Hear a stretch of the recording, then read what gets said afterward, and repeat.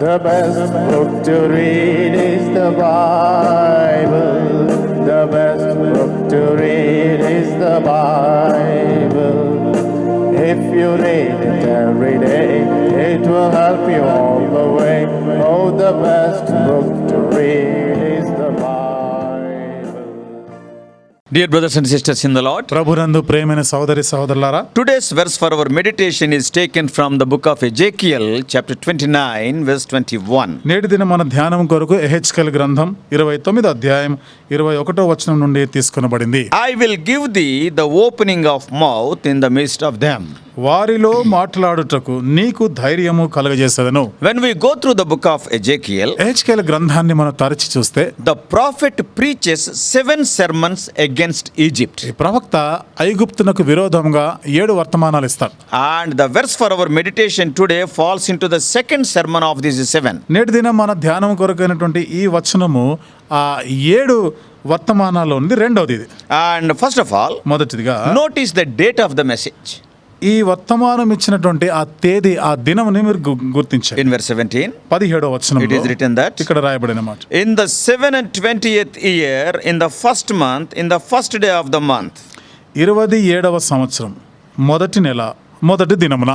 If we see the date of the message, ఈ వర్తమానము, ఈ సందేశం ఇచ్చినటువంటి ఆ తేదీని మనం చూస్తే just 16 verses earlier, దానికి ఒక 16 వచనాలకి ముందుకు వెళ్తే in 29:1, 29వ అధ్యాయం మొదటి it is వచనం written, ఇక్కడ రాయబడిన in మాట, the 10th year, in the 10th month, in the 12th day of the month, the word of the Lord came unto me.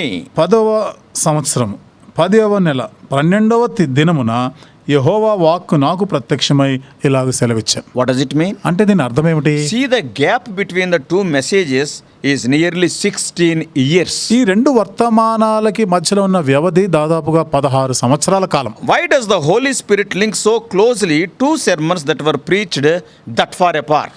పరిశుద్ధాత్మ దేవుడు ఇంత వ్యవధిలో చెప్పబడినటువంటి ఈ వర్తమానాల్ని ఇంత దగ్గరగా రాసి ఎందుకు పెట్టాడు? The only answer we can give is the subject material, that is the downfall of Egypt. దీనికి ఉన్నటువంటి జవాబు ఒకటే, ఐగుప్తు యొక్క పతనమే.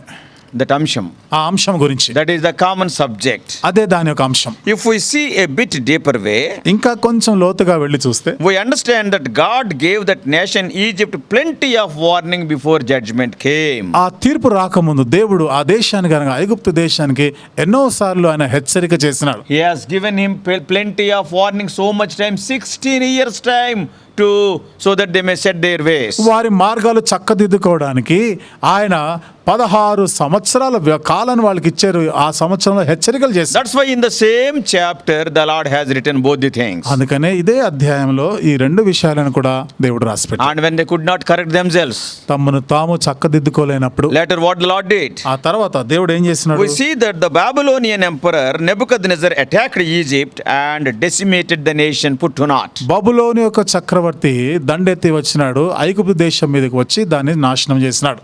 And Nebuchadnezzar had already sacked and pretty much destroyed Phoenicia. Nebuchadnezzar అప్పటికే ఫీనేషియాని పూర్తిగా ధ్వంసం చేసి స్వాధీనం That is చేసుకున్నాడు. Tyre and Sidon. అనే తూరు సీదోను ప్రాంతాలు. Yet God says అయినా దేవుడు చెప్తున్నాడు, that Nebuchadnezzar did not receive enough pay for the service to the Lord. నెబుకద్నెజరు దేవుని కొరకు చేసిన దానికి ఇంకా తగిన బహుమానం పొందలే. God is telling, దేవుడు I చెప్తున్నమాట, have not given you sufficient pay for what you have done. నువ్వు చేసిన దానికి ఇంకా నేను తగినంత బహుమానం ఇవ్వలేదు. ఇంకా. God called Nebuchadnezzar his servant. ఇక్కడ దేవుడు నెబుకద్నెజర్ని నా సేవకుడు అంటున్నాడు. You can read chapter 29, 18, 19 and 20. 29వ అధ్యాయం 18, 19, 20 వచనాల్లో మీరు చదవచ్చు. From all these we can understand that God does have his hand in the world's politics. వీటన్నిటిని కూడా చూస్తే మనకి ఏం అర్థమవుతుందంటే ఈ లోక సంబంధమైన రాజకీయాలన్నింటిలో కూడా దేవుని హస్తం ఉంది. Yes, the politics of the world are under the control of God. ఈ లోక రాజకీయాలు అన్నీ కూడా దేవుని స్వాధీనంలో ఉన్నాయి, మర్చిపోవద్దు. He will be paying the nations for the service rendered in obedience to his word. దేవుని యొక్క మాటకి విధేయతగా వారు చేసిన దానికి దేవుడు ప్రతిఫలం ఇచ్చేవాడు. So from all these developments we understand very clearly వీటన్నిటి నుండి కూడా మనం స్పష్టంగా అర్థం చేసుకోగలిగిన విషయం, Though God of the Bible is the God of known as the God of Israelites, బైబిల్లోనే దేవుడు ఇశ్రాయేలీల దేవుడుగా ఆయన but చెప్పబడినప్పటికీ actually speaking, He is the Lord of all nations, the whole universe. వాస్తవంగా చెప్పాలంటే సమస్త జనములకు ఆయన దేవుడు, విశ్వమంతటికి ఆయనే దేవుడు. Let them be pharaohs of Egypt వారు మరి ఐగుప్తు యొక్క ఫరోలే కావచ్చు, and different emperors of Babylon like Nabopolassar, Nebuchadnezzar or Belshazzar, లేక బబులోని యొక్క చక్రవర్తి నెబోపొలాసర్, నెబుకద్నెజర్ లాంటి వారైనా కావచ్చు, or Sanheribs of Assyria, అష్షూరులో ఉన్న సన్హెరీబులే కావచ్చు, or the Greek kings, లేదా గ్రీకు రాజులు కావచ్చు, or Caesars of Roman లేదా Empire, రోమా సామ్రాజ్యంలోని కైసర్లైనా కావచ్చు. even the rulers of this 21st century. ఇంకా చెప్పాలంటే 21వ శతాబ్దంలో ఉన్నటువంటి ఈ పరిపాలకులు కూడా, Or in one word, let him be anybody. ఒక మాటలో చెప్పాలంటే ఇంక ఎవరైనా కావచ్చు, They have to obey his word because he is the Lord of the universe. వాళ్ళందరూ కూడా ఆయన మాటకి లోబడవలసిందే, ఎందుకనగా విశ్వమంతటికి ఆయన దేవుడై The ఉన్నాడు. word of the Lord is final. కాబట్టి దేవుని యొక్క మాటయే అంతిమమైనది. In Isaiah 45:1, యెషయా గ్రంథం 45వ అధ్యాయం మొదటి వచనంలో, God called another Gentile king, Cyrus of Persia, his anointed. దేవుడు మరొక అన్యజనుడైనటువంటి రాజుని, పారసిక దేశపు రాజు అయిన కోరేషిని నేను అభిషేకించిన వాడు అంటాడు. And he called him my shepherd. అక్కడ నా మంద కాపరి అంటాడు. So, but in Ezekiel 29, అయితే హెచ్కేల్ గ్రంథం 29వ అధ్యాయంలో, in spite of the warning to Egypt, ఐగుప్తుకి ఎన్నిసార్లు హెచ్చరిక చేసినప్పటికీ, and after all these messages, ఈ వర్తమానాలన్నీ ఇచ్చిన తర్వాత Ezekiel could not close this sermon. హెచ్కేలు ఈ వర్తమానాన్ని ముగించలేకపోయినాడు. Frank, వాస్తవంగా చెప్పాలంటే God could not close this sermon without uttering a word of grace for Israel. ఇశ్రాయేలు కొరకైన కృప గురించిన మాట చెప్పకుండా ఈ వర్తమానాన్ని Though ముగించనివ్వలేదు. Israel was sinning prolifically at that moment, God wanted to talk in a pleasing way.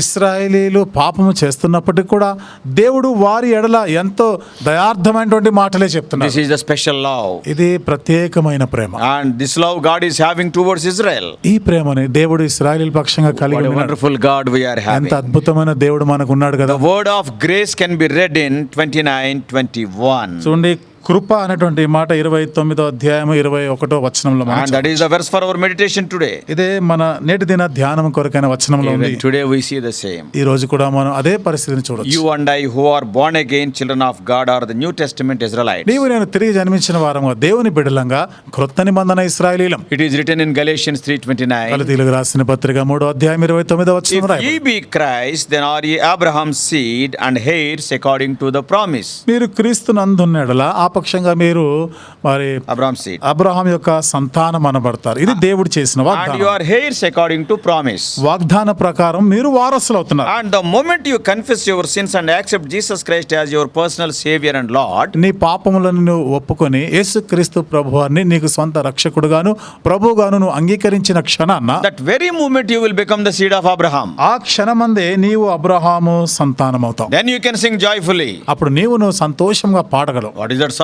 ఏమిటా పాట? Every promise in the book is mine. Every chapter, every line and every verse. గ్రంథ వాగ్దానములన్నీ నావి, ప్రతి అధ్యాయము, ప్రతి వచనము, ప్రతి వరుస అది నాది. Because you are Abraham's seed. ఎందుకనగా నీవు Abraham సంతానమైన, Then we will be the subjects of his special love and care. అప్పుడు మనము కదా ఆయన యొక్క ప్రత్యేకమైనటువంటి ప్రేమ, ఆయన యొక్క పట్టింపునకు మనము కారకులంగా ఉంటాం. And carefully here. జాగ్రత్తగా వినండి.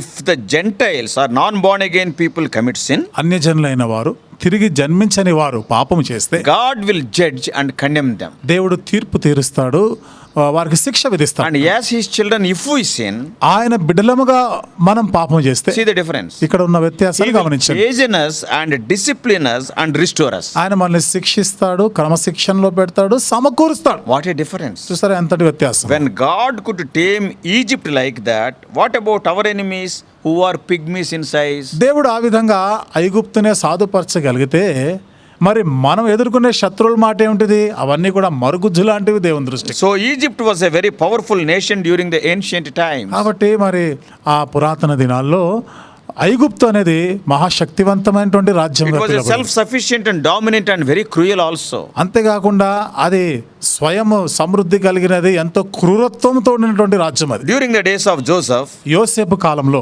Egypt fed almost all the known world with grain. ఐగుప్తు దేశం ఆనాడు ఉన్నటువంటి ప్రపంచమంతటి కూడా ధాన్యమును అందించారు. But God closed its chapter. అయితే దేవుడు దాని శకమును ముగించారు. Reasons are many for that. దానికి కారణాలు ఎన్నో ఉండొచ్చు. Egypt oppressed God's people.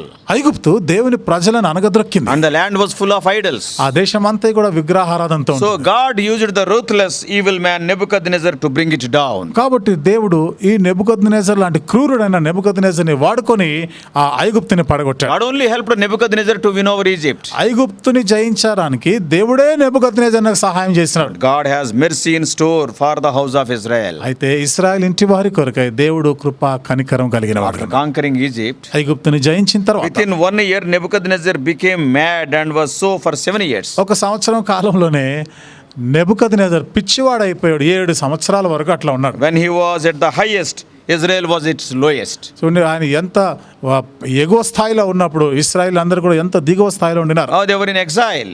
వారు చెరలో ఉన్నారు. Their bones were dead and dry.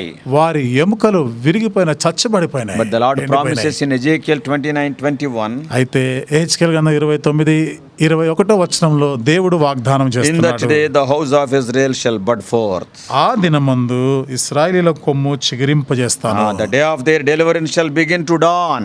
కాబట్టి వారి యొక్క విడుదల సమయము ఆసన్నమవుతుంది. And they shall have some little reviving in their bondage. కాబట్టి వారి బానిసత్వంలో నుండి వారు మరలా విడుదల పొంది పునరుజ్జీవింపబడతారు. God says, దేవుడు అంటున్నాడు, I will give thee the opening of the mouth. వారు అంటారు కదా, వారిలో నేను మాట్లాడుటకు నీకు ధైర్యం కలుగజేస్తాను. Yeah, we all know how Shadrach, Meshach, Abednego, Daniel, etc. were in power. Shadrach, Meshach, అబేద్నెగోలు, దానియేలు ఏ విధంగా వారు అధికారంలో ఉండినారో మనకు తెలుసు. Their word prevailed in Babylon, even in Persia. బబులోను రాజ్యములో, పారసికుల రాజ్యములో కూడా వారి మాట చెల్లుబాటైంది. So dear brothers and sisters, కాబట్టి ప్రియమైన సహోదరి సహోదరులారా, God is a loving God. మన దేవుడు ప్రేమగల దేవుడు. Let us not sin against him. దేవునికి విరోధంగా పాపం చేయకుందుము గాక. Then he will make us head, not tail. అప్పుడు ఆయన మనల్ని తలగా ఉంచుతాడు గాని తోకగా ఉంచాడు. He will judge our enemies. ఆయన మన శత్రువులను తీర్పు తీరుస్తాడు. But he chastens us. అయితే మనల్ని, మన మాటకు వస్తే ఆయన మనల్ని శిక్షిస్తాడు, And he restores us. మనల్ని He సమకూరుస్తాడు, elevates us. ఆయన మన పైకి May లేవనెత్తాడు. God help us to understand these truths very clearly. ఈ సత్యాలన్నీ కూడా ఎంతో స్పష్టంగా మనం గ్రహించలాగానే దేవుడు సహాయం చేయను గాక. May God bless you. దేవుడు నిన్ను దీవించును గాక.